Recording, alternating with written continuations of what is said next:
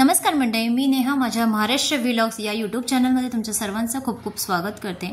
आज आपण घरातच अवेलेबल असणाऱ्या भाज्यांमध्येच झटपट होणारा मसाले भात करणार आहोत। तर रेसिपी करायला खूप सोपी आणि तेवढीच चविष्ट आहे। चला तर मग रेसिपीला सुरुवात करूया। तर सर्वात प्रथम मी गॅसवर छोट्या साईजचा एक कुकर तापायला ठेवला आहे। त्याच्यात तेल टाकून मोहरी आणि जिरं आपल्याला चांगलं परतवून घ्यायचं आहे। तडतडल्यानंतर त्याच्यात कढीपत्ता ॲड करायचा आहे। उभा चिरलेला किंवा बारीक चिरलेला कांदा इथे ॲड करणार आहोत तुम्ही। आणि कांदा शिजवताना थोडंसं मीठ ॲड करणार आहोत, जेणेकरून लवकर कांदा शिजण्यास मदत होईल। कांदा थोडासा ब्राऊन होईपर्यंत आपल्याला परतून घ्यायचा आहे। त्यानंतर आपल्याला याच्यामध्ये बारीक चिरलेला टोमॅटो ॲड करायचा आहे। तर आता हा मसाले भात बनवायला इथे तुमच्या घरात ज्या भाज्या अवेलेबल असतील त्या भाज्यांचा वापर इथे करू शकता। तर मी इथे काय केलेलं आहे, मी एक बटाटा घेतला होता छोट्या साईजचा आणि शेंगदाणे होते। ते शेंगदाणे मी एक अर्धा तास आधी भिजवून ठेवले होते पाण्यामध्ये आणि बटाट्याचे आपल्याला बारीक काप करून घ्यायचे आहे। त्यानंतर इथे मसाल्यांमध्ये मी अर्धा चमचा लाल मिरची पावडर, थोडं हिंग, हळद आणि खानदेशी खिचडी मसाला मी इथे वापरलेला आहे।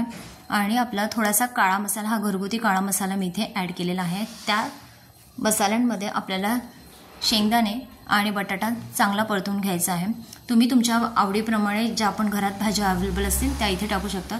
फ्लॉवर, कोबी किंवा गाजर, वाटाणा जे पण काही तुम्हाला ॲड करायचं असेल ते तुम्ही ॲड करू शकता। भाज्या चांगल्या परतवून झाल्यानंतर आपण इथे कोलम राईस घेतलेला आहे मी। तांदूळ जो आहे तो आपण चांगला व्यवस्थित धुवून मग याच्यामध्ये ॲड केलेला आहे आणि जवळपास एक 5 ते 7 मिनिटं आपल्याला दोनदा तीनदा आपल्याला त्याला परतवून घ्यायचं आहे। पाणी टाकायची घाई करायची नाही आहे।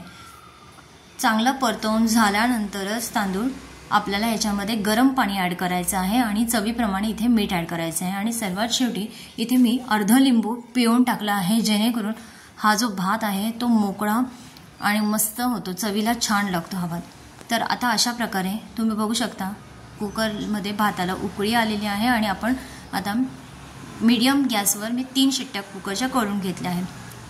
कुकर पूर्ण गार झाल्यानंतर मी ओपन केला आहे आणि वरनं गार्निशिंगसाठी बारीक चिरलेली कोथिंबीर ॲड केली आहे। तुम्ही बघू शकता भात खूप छान झालेला आहे, मोकळा झालेला आहे, मस्त झालेला आहे, चवीला सुद्धा तितका सुंदर झालेला आहे। तर आता काय करायचं आहे आपल्याला, इथे अजून त्या भाताला चविष्ट बनवण्यासाठी मी 1 चमचाभर साजूक तूप इथे ॲड केलेलं आहे आणि अशा प्रकारे गरमागरम भात आपल्याला सर्व करायचं आहे।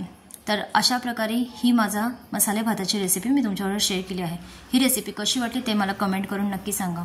चॅनलवर नवीन असाल तर लाईक, शेअर, सबस्क्राईब